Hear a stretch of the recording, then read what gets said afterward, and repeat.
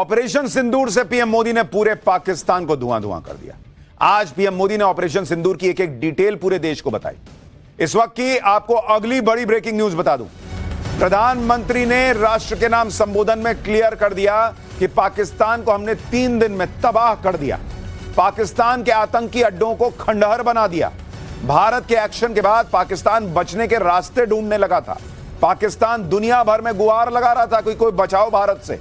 और पीएम ने यह भी क्लियर कर दिया कि पाकिस्तान ने 10 मई को भारत के डीजीएमओ को फोन किया कि भाई रुक जाओ। पाकिस्तान ने कहा कि अब दुस्साहस नहीं करेंगे हम। यानी ये सीज फायर के लिए पाकिस्तान दौड़ा दौड़ा आया था भारत के पास, और भारत ने कहा कि भाई हम देख लेते हैं तुम क्या कर सकते हो नहीं कर सकते हो, उस पर बातचीत कर लेते हैं, देख लेते हैं। सुनिए पीएम ने अगली बड़ी बात जो बताई। 3 दिनों में ही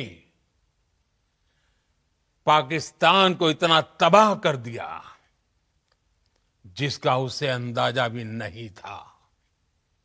इसलिए भारत की आक्रामक कार्रवाई के बाद पाकिस्तान बचने के रास्ते खोजने लगा। पाकिस्तान दुनिया भर में तनाव कम करने के लिए गुहार लगा रहा था, और बुरी तरह पीटने के बाद इसी मजबूरी में 10 मई की दोपहर को पाकिस्तानी सेना ने हमारे डीजीएमओ को संपर्क किया। तब तक हम आतंकवाद के इंफ्रास्ट्रक्चर को बड़े पैमाने पर तबाह कर चुके थे। आतंकियों को मौत के घाट उतार दिया गया था। पाकिस्तान के सीने में बसाए गए आतंक के अड्डों को हमने खंडहर बना दिया था।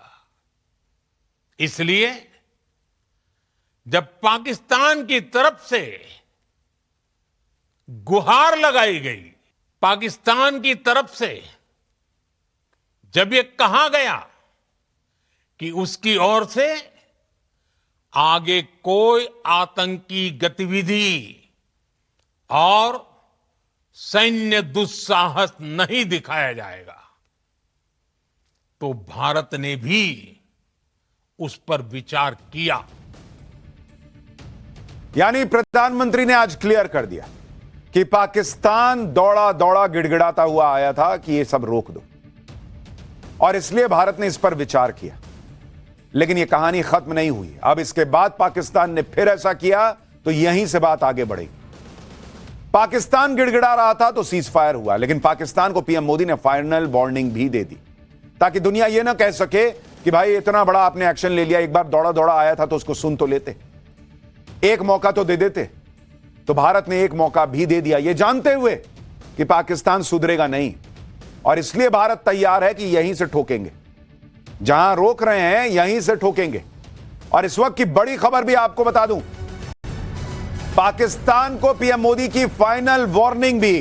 पाकिस्तान को बचना है तो टेरर इंफ्रा खत्म करना होगा। यह युद्ध का युग नहीं है, लेकिन आतंक का भी युग नहीं है।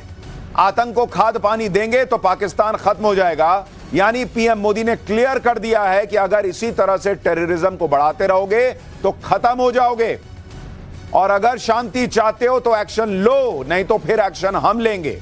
सुनिए पीएम मोदी के इस पावरफुल स्पीच का अगला बयान। हर प्रकार के आतंकवाद के खिलाफ हम सभी का एकजुट रहना, हमारी एकता हमारी सबसे बड़ी शक्ति है। निश्चित तौर पर यह युग युद्ध का नहीं है, लेकिन ये युग आतंकवाद का भी नहीं है। टेररिज्म के खिलाफ जीरो टॉलरेंस, ये एक बेहतर दुनिया की गारंटी है। साथियों, पाकिस्तानी फौज, पाकिस्तान की सरकार जिस तरह आतंकवाद को खाद पानी दे रहे हैं, वो एक दिन पाकिस्तान को ही समाप्त कर देगा। कई लोग कह रहे थे कि प्रधानमंत्री नरेंद्र मोदी और भारत तो दुनिया को समझाते थे कि ये युद्ध नहीं, बुद्ध का वक्त। आज पीएम मोदी ने दुनिया को यह मैसेज भी दे दिया कि हम बुद्ध को मानने वाले लोग हैं, और यह मैसेज भी बुद्ध पूर्णिमा पर ही दे रहे हैं। लेकिन बुद्ध को मानने का मतलब यह नहीं है कि हम आतंक को भी माने। ये युद्ध का वक्त नहीं है तो आतंकवाद का भी वक्त नहीं है। पीएम मोदी ने पाकिस्तान को क्लियर कट चेतावनी दे डाली। इससे पहले 2 दिन लगातार सेना ने भी अपने तरीके से पाकिस्तान को समझा दिया है। आज सेना ने रामचरितमानस की चौपाई के जरिए पाकिस्तान को बताया कि अगर अब हिमाकत की तो उसका अंजाम क्या होगा। सेना ने कहा कि समझदार को इशारा काफी है। पाकिस्तान के आतंक के खिलाफ भारतीय सेना की इस गर्जना को भी एक बार सुनिए। हमने पाकिस्तान के आतंकी और सैन्य ठिकानों पर अपनी जवाबी कार्रवाई को अभी सिर्फ स्थगित किया है।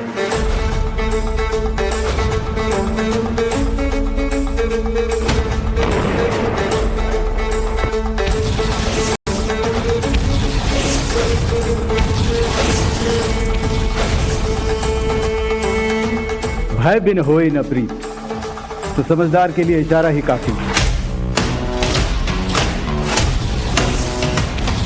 If Pakistan dare take any action, and Pakistan knows it, what we are doing. अगली जो कभी भी लड़ाई होगी तो ये पिछली लड़ाई की तरह नहीं होगी।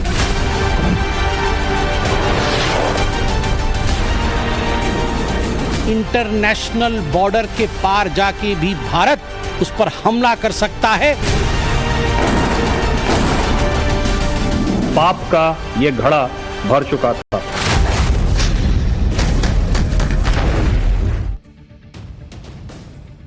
भारत और पाकिस्तान के युद्ध के दौरान हमने जो कहा था, 2 दिन बाद हर बात सच साबित होती जा रही। जब हमने आपको यह जानकारी दी थी तो हमारी जानकारी पर सवाल उठाए जा रहे थे। कुछ लोग मजाक उड़ा रहे थे, मीडिया की क्रेडिबिलिटी खत्म करने का प्रयास कर रहे थे, और यह प्रयास एक इकोसिस्टम कर रहा था, जानबूझ के कर रहा था, क्योंकि वो देश का हौसला तोड़ना चाहता था।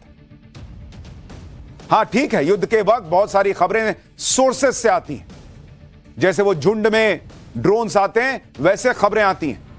पाकिस्तान का प्रोपेगेंडा आ रहा था हमारी तरफ।